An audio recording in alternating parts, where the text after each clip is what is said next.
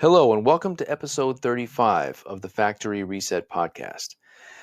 This podcast is all about leaving it all on the court, as they say, for the Lord Jesus Christ, who died for us so that we would live for him now, not for ourselves. In the last episode, I talked about what Paul says to the unmarried in verses 8 and 9 of 1 Corinthians 7. And I said that in light of the teaching of Jesus, and in light of what Paul goes on to say in the very next two verses, verses 10 and 11, Paul's words to the unmarried in verses 8 and 9 should not be understood to apply to divorced people. But Paul must be talking to those who are unmarried for reasons other than divorce. They have never been married before, or their spouses have died. But to those of us who are unmarried due to divorce specifically, Paul's instructions to us is to be found in verses 10 and 11. Okay, moving on, I want to cover the rest of the chapter in this episode. First, I want to talk about what Paul says to those who are abandoned by unbelieving spouses in verse 15, and then we'll talk about his words in verses 25 to 38 very, very briefly, which also contain some verses that can be easily misunderstood if someone is not careful. Okay, Paul's words to Christians who have been abandoned by unbelieving spouses. Does verse 15 permit them to remarry? So in verses 12 to 14, Paul explains that if any believer is married to an unbeliever, they should not divorce them. They need to stay with that person. But then in verse 15, he says the following: "But if the unbelieving partner separates, let it be so. In such cases, the brother or sister is not enslaved. God has called you to peace." All right, well, let's consider two interpretations of verse 15. Interpretation number one. When Paul says that the believer is not enslaved but is called to peace, he means they can go ahead and get remarried if they want to, because if they could not remarry, then they would still be enslaved. And if they could not remarry, then how could they be called to peace? So they must be allowed to remarry. It doesn't say all that explicitly, but that's how a lot of people understand it today. Interpretation number two. When Paul says the believer is not enslaved but is called to peace, he means that they are not obligated to keep trying to reconcile with that spouse who left them. They don't have to keep trying to pursue that unfaithful spouse. And he could also mean that they don't have to wonder if they're right with God since their marriage has broken up. They don't have to be plagued by anxiety over what they should do. But they can be at peace about that and remain single. It doesn't say all of that explicitly either, but that's how earlier Christians understood it. Well, which of these two interpretations is the most reasonable when we take the teaching of Jesus and Paul's words in verses 10 and 11 and verses 39 and 40 and use that as a filter? Which of those two interpretations will pass through the filter of Jesus and Paul's teachings on this subject? Well, first, let's consider some of what Jesus says that has relevance specifically for the situation Paul's talking about, abandonment. Matthew 5:32 says, "Whoever divorces his wife except for sexual immorality causes her to commit adultery." I went over this in one of the earlier episodes, but it's very relevant here. If a man divorces his wife, but she has not committed sexual immorality, then he causes her to commit adultery. And if you take the exception clause out of there and look at what Jesus is saying to men whose wives have not committed sexual immorality, he's saying whoever divorces his wife causes her to commit adultery. So think about that. If a man divorces his wife unjustly and abandons the marriage, he abandons her. What does Jesus say she will do if she remarries? She will commit adultery. The husband will be culpable. He's the cause of her adultery. But Jesus does say that she will commit adultery. So let's take that to 1 Corinthians 7:15. A believing woman is abandoned by her unbelieving husband. What will he have caused her to do, according to Jesus, if she then remarries, even though she is the innocent, abandoned party? She'll commit adultery. He will have caused her to commit adultery.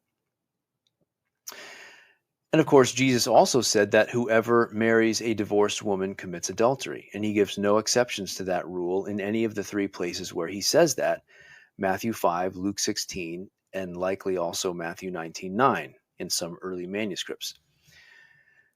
So I think that should settle the issue. I mean, just use that as an interpretive lens for understanding 1 Corinthians 7:15. What will a man do if he marries a Christian woman who is divorced because her unbelieving husband left her? Well, he will commit adultery if he does that. Whoever marries a divorced woman commits adultery. So, since Jesus says those two things explicitly, and since 1 Corinthians 7:15 is silent on this question, why don't we just let Jesus answer the question for us? No, Paul's not allowing us to remarry. Now, some people might not be satisfied that that applies to a man as well, because they'll want to say, well, Jesus never explicitly said the words, whoever marries a divorced man commits adultery. And so some people might take that as a green light for abandoned men, men whose wives have divorced them, to remarry. Jesus said that whoever divorces his wife and marries another commits adultery, but that only addresses a man initiating the divorce. But what if the woman initiates it? Aha! Maybe there's a loophole here for men who have been abandoned. And so people have actually told me that because I am a man who has been abandoned by my wife, she divorced me, I didn't divorce her, therefore I can remarry, since Jesus never says it's adultery to marry a divorced man.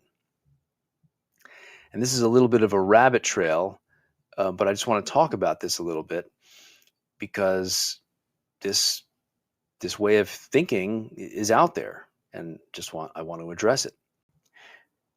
Jesus' teachings are not like the terms and conditions that you have to read before signing up for a website or for some service today. His teachings are not a legal document that covers every little angle explicitly, and which we are supposed to carefully mine, looking for a loophole that we can exploit. If his teachings were a legal document, then sure, maybe we could get away with that kind of thing.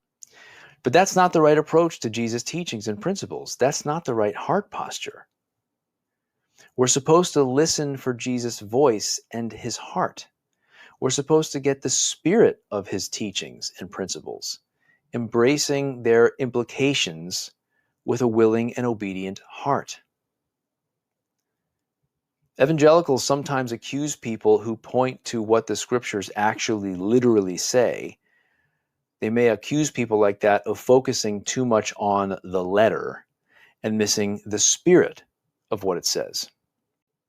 Well, if someone thinks that Jesus allows a man who has been abandoned by his wife to remarry because Jesus never explicitly covered that particular angle, then I think they have missed the spirit of his teaching. They are too focused on the letter and have missed the big point Jesus is trying to get across. Jesus never explicitly says that we shouldn't own a private jet. But he didn't need to cover that specific issue explicitly, because he set an example with his own life, and he gave us some basic teachings and principles on the subject of how to handle personal resources that have pretty straightforward implications. Jesus never explicitly prohibited being an underwear model or a swimsuit model. But he did warn us not to cause others to stumble. And the New Testament has other things to say which, when taken seriously, make it clear enough that being an underwear model is not appropriate for Jesus' disciples. Now, some issues that we might think about are not as clear as that. The New Testament is silent on some issues in the sense that it doesn't really imply anything about it one way or the other. Well, this issue of whether it's adultery to marry a man who has been divorced by his wife is not like that. The things Jesus and Paul say about marriage, the things they do explicitly say, have implications for men who have been abandoned by their wives that are just as clear, if not more so, than the implications for being an underwear model or for getting yourself a private plane. Jesus said, "Whoever divorces his wife and marries another commits adultery. And if she divorces her husband and marries another, she commits adultery." When he made that statement, addressing both men and women and giving them the same standard, what was his intention there? What's the spirit of his teaching? And when he tells us that Moses allowed the Israelites to do what so many evangelicals do today because their hearts were hard, but that it was not supposed to be that way from the beginning, and that what God has brought together, no one should separate, what's Jesus trying to tell us there? He's saying, guys, marriage is for life. If you make a lifelong marriage vow to someone, God is going to hold you to that, and nothing can get you out of it except death. That's what he's saying to both men and women in those passages. Accept it, embrace it, love it, delight in it. Don't have a hard heart like the people of the old covenant, but let God write his new covenant commandment on your heart and wrap your arms around whatever difficulty it may bring, just as Jesus wrapped his arms around his own cross, embracing it. Or consider this if that doesn't satisfy you, if that's not clear enough for you. Okay, think about this. Paul said that a woman is bound to her husband as long as he lives. So let's take that to 1 Corinthians 7:15.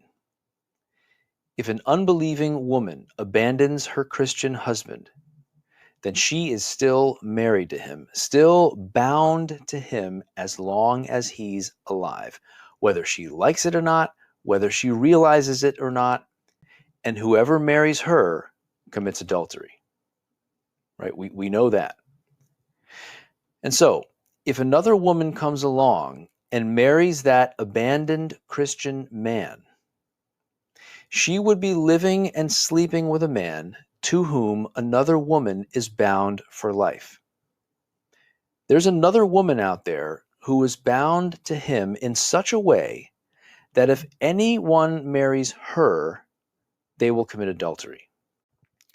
So, this new woman who wants to come in and marry the abandoned man would be living and sleeping with a man to whom another woman is bound until death.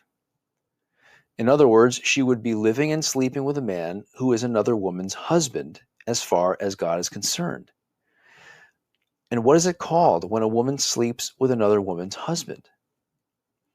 Well, that's called adultery in Christianity. Is that not logical?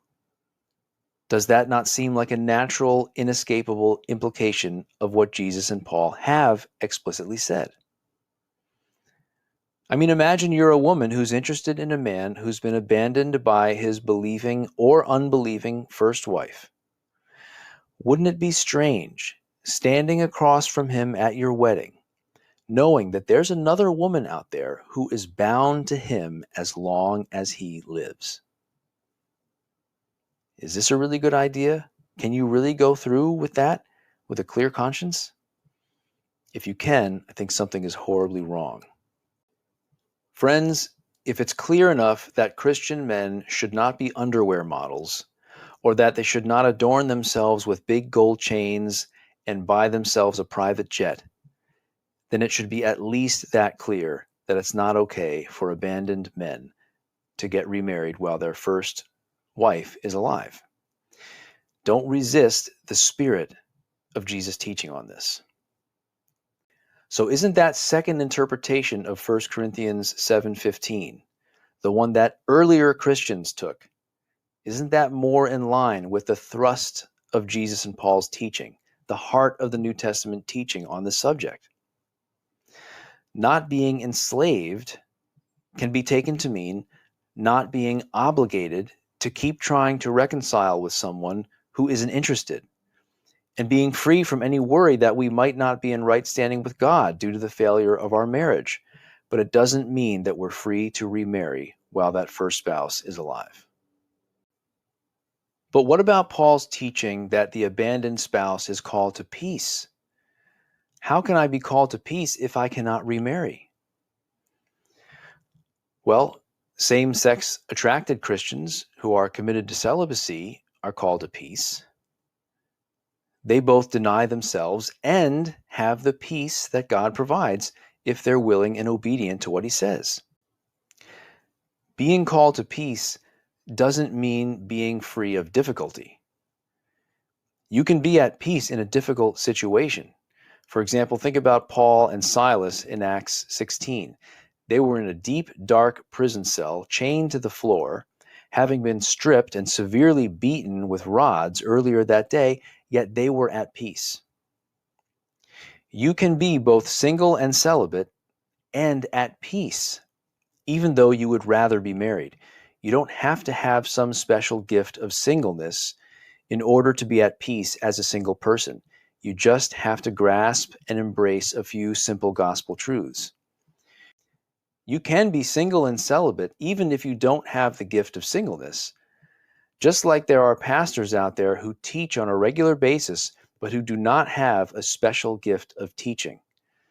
Sometimes someone is forced into having to teach regularly because they're the only person in the community who's qualified to do so, even though they don't have that as something that they're specifically gifted for. Or someone may not be specifically gifted for evangelism, but they're still going to have to engage in evangelism, and they might even be the person training other people in evangelism at times because there isn't anyone else to do it. In the same way, some people are forced into singleness and celibacy by the teaching of Jesus and the apostles, whether it be same-sex attracted Christians or divorced Christians. They may not have the gift of singleness, but God will empower them for the difficulty they face if they're willing to walk with Jesus. I don't have the gift of singleness, but I'm at peace about my marital situation. That doesn't mean I walk around free of all related desires and temptations. But that is all a tiny price to pay, tiny, in comparison with the priceless gift of being able to serve Jesus, and in comparison with the eternal gift that he offers to those who love him and who endure to the end. The difficulty that divorced people may have to put up with at times, it's not even worth comparing with what God is inviting us into in this life and in the next. So if this is your situation, you can do it. Even if you don't have the gift of singleness, you can do this. But you've probably just been conditioned by your church and by this culture to think that you can't do it, and to think that you need to be married in order to be happy and fulfilled and at peace. And that's not true.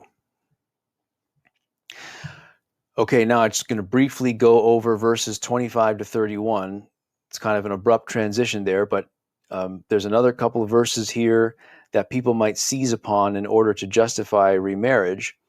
And it's another great example of ignoring the audience Paul is addressing, and I think it's very easily solved. So verses 27 and 28 say, "Are you bound to a wife? Do not seek to be free. Are you free from a wife? Do not seek a wife. But if you do marry, you have not sinned." So if you just read that in isolation while thinking about divorced people, then it could sound like Paul is giving divorced people permission to remarry. It sounds like he's saying, hey, are you freed from a wife? As in, are you divorced? Then don't look for a new wife. But if you do get remarried, you have not sinned. That's how people might take that. But look at how the passage begins in verse 25. Paul says, "Now concerning virgins," or "now concerning the betrothed." So there it is right there. What else is there to talk about? He's just given us the context. He's talking to people who are betrothed, or to virgins, people who've never been married before, and who are in some kind of betrothal relationship. And some of what he says seems to be directed towards widowed people. But there's no reason to think that he's addressing divorced people. So read the passage in the NIV. You might not like the NIV, and I realize that it has problems like every other translation, but I think it does a pretty good job of keeping in view the context of verse 25 when it translates some of the rather flexible language that Paul uses in the verses that follow. And finally, Paul finishes with these rather straightforward words in verses 39 and 40. "A woman is bound to her husband as long as he lives. But if her husband dies, she is free to marry anyone she wishes, but he must belong to the Lord." See, that is the kind of thing Jesus and Paul say when they're talking specifically to married and or divorced people. They're pretty straightforward about these things. A little exercise you could try is just try reading all of those passages together. All of the passages where Jesus and Paul are actually addressing married or divorced people. So Matthew 5:32, Matthew 19 verses 9 and 10, Mark 10:11 and 12, Luke 16:18, Romans 7:2 and 3, 1 Corinthians 7:10 and 11, 1 Corinthians 7:15, 1 Corinthians 7:39 and 40. Those are the passages that are relevant for married people and divorced people. And the only one which could even be twisted to allow for remarriage is Matthew 19:9, but we know that it can't mean that for all the reasons we've already been over. And 1 Corinthians 7:15 is silent on the question of whether an abandoned spouse can remarry.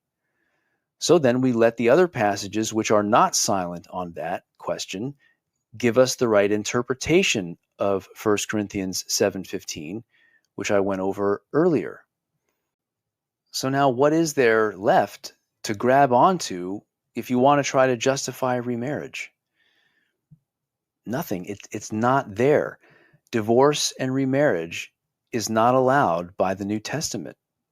It's not allowed in the kingdom of God. It's not allowed in the church. It is not allowed. It's not a Christian practice to remarry while your first spouse is alive, even if they cheated. That is a Protestant practice.